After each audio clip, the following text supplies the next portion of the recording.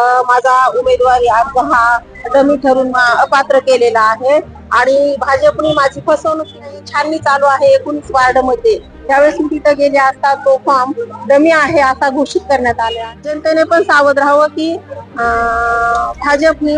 भाजपचे लोक जाणीवपूर्वक माणसाचा वापर करून घेऊन त्यांना अपमानित करण्याचा आरोप आहे की नवीन लोकांनी त्यामध्ये प्रवेश केलेला आहे आणि त्यामुळं जुन्या निष्ठावंत जे कार्यकर्ते आहेत त्यांना डावलण्यात आलेला आहे. नमस्कार, आपण पाहतात आदर्श पोलखोल.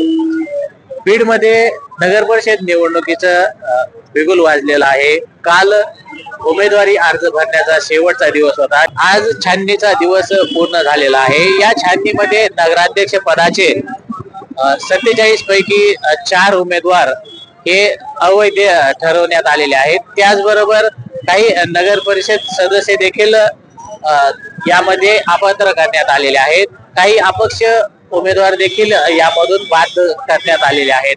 असाच प्रकार आता एक भाजपच्या प्रभाग 19च्या कार्यकर्ते आहेत. आपण त्यांच्याशी बातचीत करूया.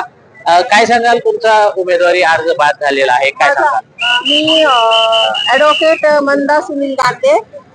माझा उमेदवारी अर्ज हा डमी ठरून अपात्र केलेला आहे आणि भाजपने माझी फसवणूक केली आहे. मी गेली कित्येक वर्षापासून भाजपचे कार्यकर्ते आहे आणि त्यांनी जाणीवपूर्वक माझा फॉर्म भरून घेतला आणि मला एबी फॉर्म तुम्हाला दिलेला आहे, त्यात मी जोडला आहे. माझ्यावर विश्वास ठेवा असं मला अशोक लोढा साहेबांनी मला सांगितलं. शहराध्यक्ष आणि जिल्हा अध्यक्ष शंकर देशमुख यांनी त्या दोघांनी मिळून मला एक शाश्वती दिली की आम्ही एबी फॉर्म त्याला जोडलेला आहे आणि मला ज्यावेळेस माझी आता ही छाननी चालू आहे 19 वार्ड मध्ये, त्यावेळेस मी तिथे गेले असता तो फॉर्म डमी आहे असा घोषित करण्यात आले आहे. माझा खूप मोठा अपमान झालेला आहे कारण मी एक काही कामाला जाणारी अगर शेतीत काम करणारी बाई नाही. मी ऍडव्होकेट आहे. माझी 18 वर्षाची प्रॅक्टिस आहे आणि माझा समाजाशी खूप मोठा संपर्क आहे आणि मी दलित समाज, जो माझा दलित समाज आहे की जो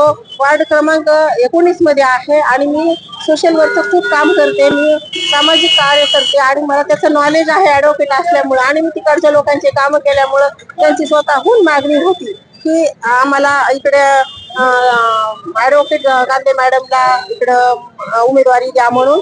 आणि तसे त्याच्या बातम्या पण होत्या आणि आज त्या लोकांना पण खूप वाईट वाटत आहे आणि मला पण खूप वाईट वाटत आहे की माझा फॉर्म डमी टाकलेला आहे.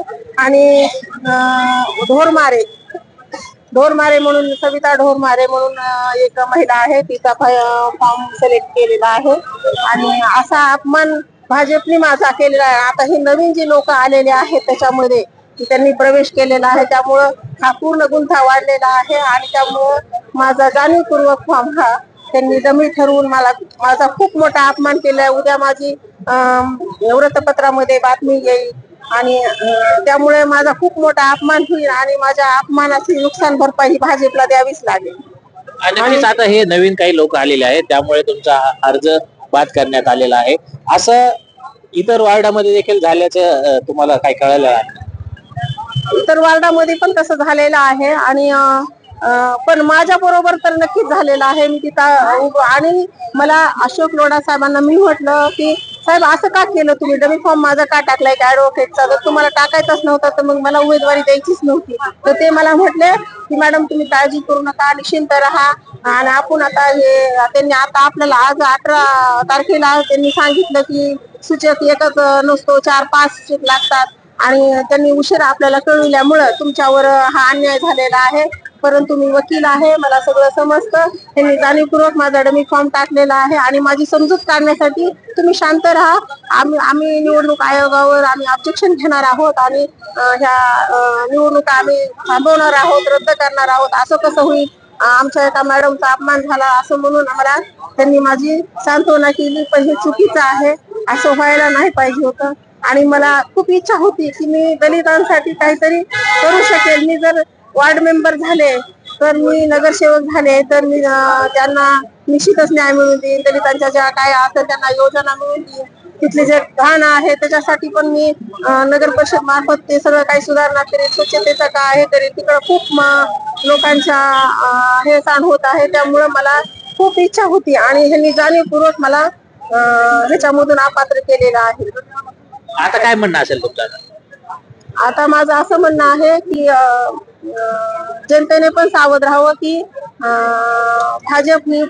भाजपचे लोक जाणीवपूर्वक माणसाचा वापर करून घेऊन त्यांना अपमानित करतात आणि यूज अँड थ्रो करून त्याचा वापर करून घेतात. तसाच त्यांनी माझा पण वापर करून घेतला की त्यांनी माझा डमी फॉर्म टाकला आणि माझा अपमान केलेला आहे. नक्कीच म्हणजे निष्ठावंतांना कुठं डावलून आता नवख्यांना संधी मिळत आहे, कारण नवीन प्रवेश झालेला आहे, त्यामुळे त्यांना संधी दिली जाते असा तुमचा थेट आरोप आहे. त्याच्याबद्दल काय सांगा? की माझा बरोबर आहे की माझा थेट तसाच आरोप आहे की नवीन लोकांनी त्यामध्ये प्रवेश केलेला आहे आणि त्यामुळं जुन्या निष्ठावंत जे कार्यकर्ते आहेत त्यांना डावलण्यात आलेला आहे आणि नवीनचीच भरती केलेली आहे आणि ह्यामुळं सगळ्यांचं म्हणजे उमेदवारीच्या लोकांवर अन्याय झालेला आहे. नक्कीच आपण पाहिलं तर आता जुन्यांना डावलून नव्यांना संधी दिलेली आहे, त्यामुळे आता आपण पाहिलं तर आता जुने इथं नाराज होताना पाहावयास मिळत आहेत. म्हणजेच आता या नवीन भाजप पक्षामध्ये प्रवेश झाल्यामुळं जुने जे जाणकार होते, जे निष्ठावंत होते, ते कुठंतरी आता दुखावलेले आपल्याला या निमित्ताने पाहावयास मिळत आहे. असे आणखीन गोष्टी काही घडलेल्या आहेत. नक्कीच आपण या पुढचे देखील आपण काय अपडेट आहे हे जाणून घेणार आहोत. तोपर्यंत पाहत राहा आदर्श पोलखोल.